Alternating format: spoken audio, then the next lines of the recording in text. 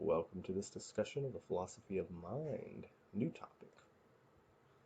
First, we'll give you a brief overview with some questions that within the scope of this domain. And then I'll talk a little bit about metaphysics, some positions that we'll be discussing in future lectures, and summarize before moving out. So, here's some questions that might intrigue you. These are that happen to be within the scope of the philosophy of mind. So, are people purely physical things? Are minds physical? Do people have immaterial minds? What is a mind? Can one's consciousness exist after the death of the body? These are deep metaphysical questions about consciousness in the mind, and they have vexed philosophers, physicists, neuroscientists, etc. for decades, millennia, maybe. Before we really get into them, because some of these debates will get vexed and confusing, we need to establish some terminology.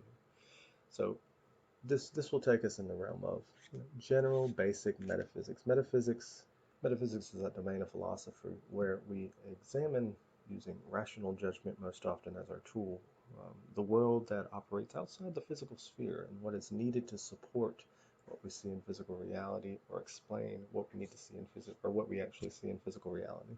It is before physics, or the thing that physics and other disciplines are dependent on, you might think.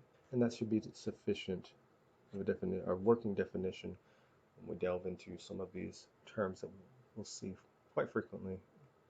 So, for example, a property is something that depends for its existence on some object. For instance, here's an apple. It's got properties: being red, being round. A relation is something that depends for its existence on at least two objects. For example, this heavier than relation depends on these two apples, one of which is bigger than the other, heavier than the other, in fact. And an object is something that has properties and bears relations, but it's not itself a property or relation, e.g. this apple. Now that we have that terminology squared away, I want to talk very briefly about two the major positions in the philosophy of mind literature, which we'll spend a lot of time discussing. So there's materialism, which is that mind and consciousness is reducible to objects that have only matter as parts. Dualism is the claim that mind and consciousness is fundamentally different from and irreducible to matter. Let's spell these out a little more. We're interested in both mental properties, such as being happy and being in pain, and mental relations, such as loving and seeing. But we're also interested in physical properties, such as being a tree, or physical relations, such as being the mother of or weighing more than. With these examples, we can introduce definitions to help guide our exploration of the mind, and ultimately establish in more detail the positions of materialism and dualism. So we'll say that X is a mind, if and only if it's part of some objects that has mental properties, and X is primarily responsible for that objects having those mental properties. In contrast, we'll say X is a purely physical object if and only if it is a physical object, and all of X's parts are physical objects. Now, materialists maintain that humans are purely physical things that have mental properties, but these mental properties can be reduced to some more fundamental physical properties.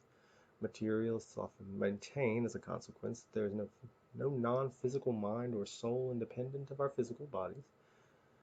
We will, of course, as is our trade, explore materialist positions of varying strengths.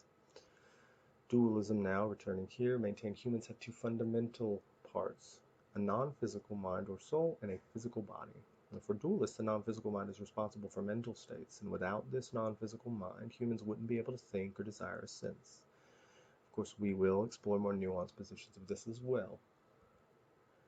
To summarize very briefly, philosophy of mind investigates the nature of minds or consciousness, often from a metaphysical perspective.